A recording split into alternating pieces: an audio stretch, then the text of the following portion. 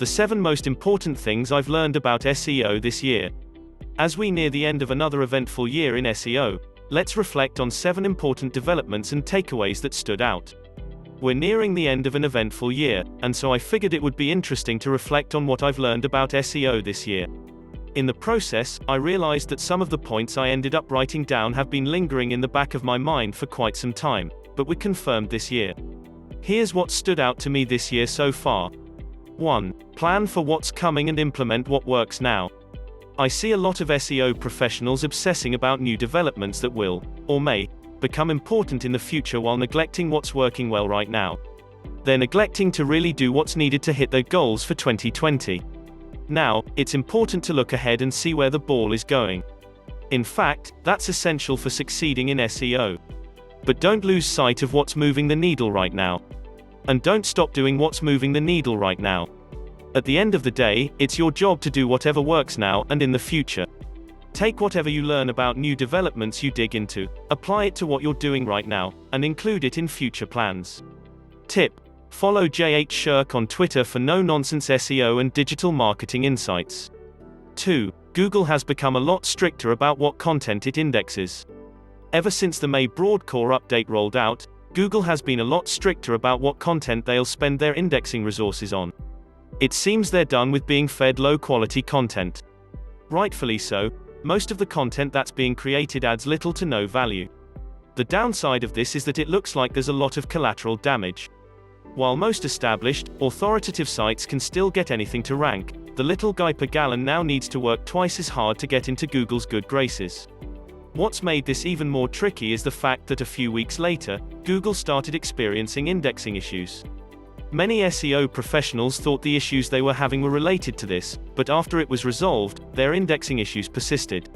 So, what can you do to keep your content indexed? This is a bit of an open door. Do whatever you can to make sure your article adds the most value to your visitors and sends all the right signals to Google to get it indexed. In brief, that means focusing on creating high-quality, well-researched content that satisfies user intent. Be sure to back up its claims with authoritative sources, and include references. Then build internal and external links and make sure people start talking about your content on social media. 3. GPT-3 is going to change content creation dramatically. Over the next few years, we'll see a dramatic shift in how content is created. With the rise of OpenAI's GPT-3 and the likes of Market Muse's First Draft, content marketers will move into an editorial role. AI systems will be given the right input and will draft content. Then editors will finalize and publish it. Even though GPT-3 can already do impressive things, including fooling a lot of Redditors into thinking it's a real account, it still has a long way to go to churn out content that's comparable to what's written by humans. It's clear to me, though, that a content marketer's role is going to change dramatically over the next few years. 4. Google has gotten a lot better at content extraction, featured snippets and ranking passages.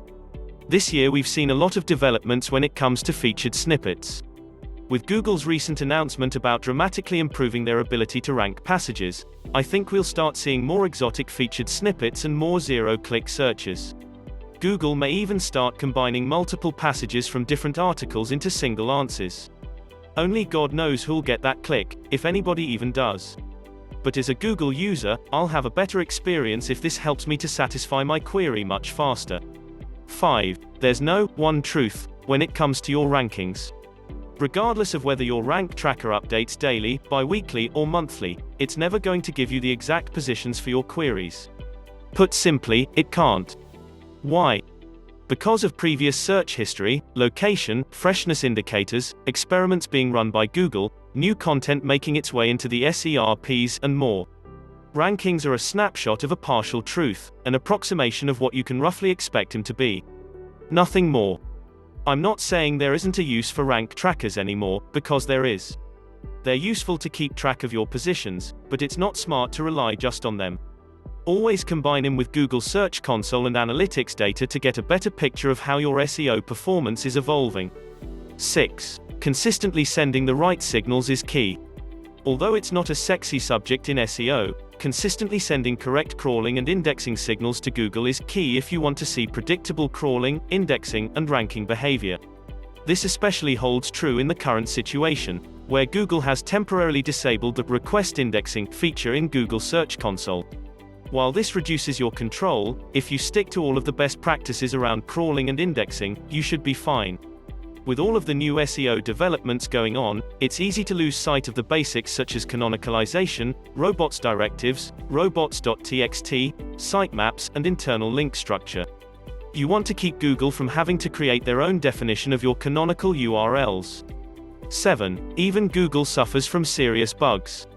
We all know 2020 has been an eventful and all-around rough year for most. And Google hasn't been impervious either, they've had their fair share of problems too. Especially during the past few months, when they've been having serious issues with their indexing systems. Here are some recent example issues. Disabling request indexing feature, October 14th. Displaying sports scores, October 12th. Mobile indexing and canonicalization, October 2nd. Indexing of new news content, September 28th. Indexing of articles for top stories, September 13th. Massive indexing issues, August 11th. This goes to show that even companies that can afford to hire the absolute best suffer high-impact bugs.